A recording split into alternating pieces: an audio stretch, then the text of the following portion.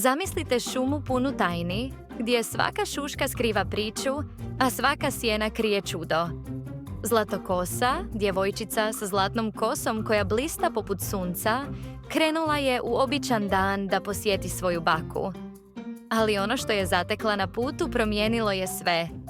Šumsko čudovište, veliko, dlakavo i naizgled strašno, nije bilo ono što se činilo.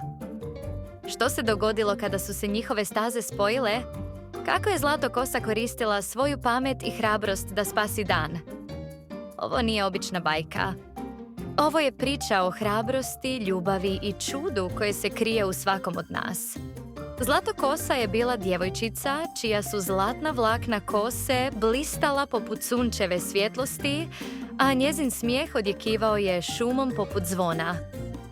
Živjela je na rubu magične šume, gdje su stabla šaputala drevne tajne, a potoci pjevali pjesme mirisa.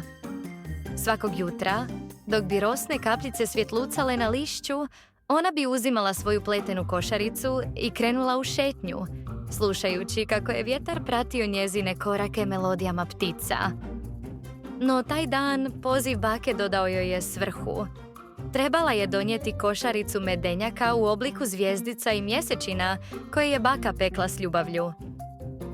Čuvaj se, draga moja, rekla je baka, nježno dodirnuvši njezino lice. Priča se da se u dubini šume skriva nešto drugačije. Zlatokosa je klimnula, ali njezina hrabrost bila je čvrsta kao korijenje starog hrasta.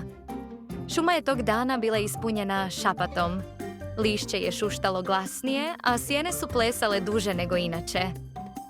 Dok je koračala stazom posutom cvjetovima maslačka, Zlatokosa je pjevala pjesmu koju je naučila od šumske sove. Šuma je lijepa, šuma je blaga, ali čuvaj se čudovišta, mala draga.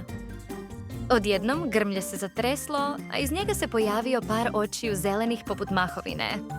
Zlatokosa je zastala, osjetivši kako joj srce udara brže. Tko si ti? Upitala je. Glas joj je drhtao samo malo.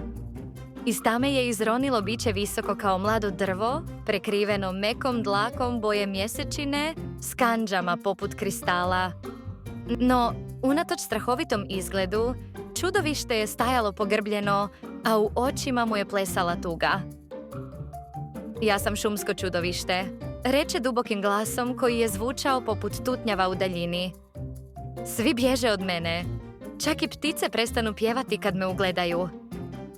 Zlatokosa je pristupila bliže, primjetivši kako mu se dlake blago njišu na vjetru. Zašto ne pokažeš im da si dobronamjeran? Upitala je, sada već sigurnija. Pokušavam, odgovori čudovište, ali strah je jači od riječi. Zlatokosa je pogledala košaricu medenjaka, a zatim u dubinu šume. Možda je ljubav poput medenjaka, pomislila je, slatka i krhka, ali kad se dijeli, raste. Hoćeš li poći sa mnom do bake? Predloži. Ona zna sve tajne ovog mjesta. Čudovište je kimnulo, a u njegovom pogledu zaiskrila je nada. Putem su susreli pčelicu Maju koja je uzletjela u panici čim ugleda čudovište. Ne boj se, povikala je Zlatokosa. On želi samo prijateljstvo. Maja je oprezno pristala, a čudovište je šapnulo. Hvala ti.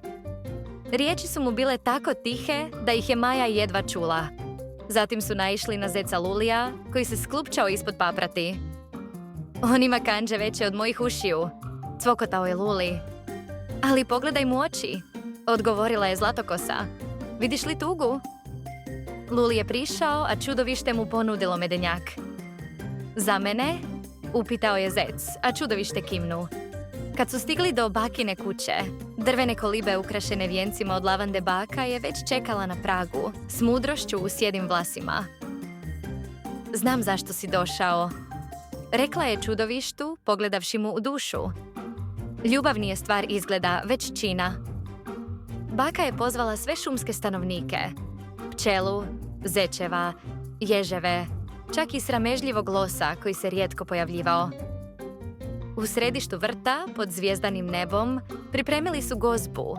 Med od Maje, jagode od Lulija, a čudovište je donijelo sjajne kamene iz potoka kao ukras, Dok su pjevali, čudovište je plesalo nespretno, ali srdačno, a njegov smijeh, dubok i topao, otopio je posljednje ledene strahove. Znaš li što je prava magija? Šapnula je baka Zlatokosi dok su promatrale ples. To je hrabrost da vidiš svjetlost tamo gdje drugi vide tamu. Od tog dana šumsko čudovište postalo je zaštitnik šume.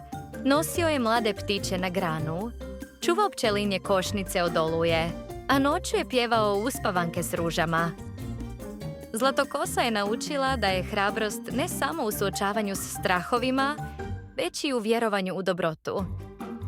A kad bi netko upitao šumsko biće o njegovoj promjeni, ono bi samo nasmiješilo oči i odgovorilo: pronašao sam zvijezdu koja me naučila svjetliti. I tako je šuma, mjesto nekadašnjih strahova, postala dom priča o prijateljstvu koje je preobrazilo čudovište u heroja. Ero,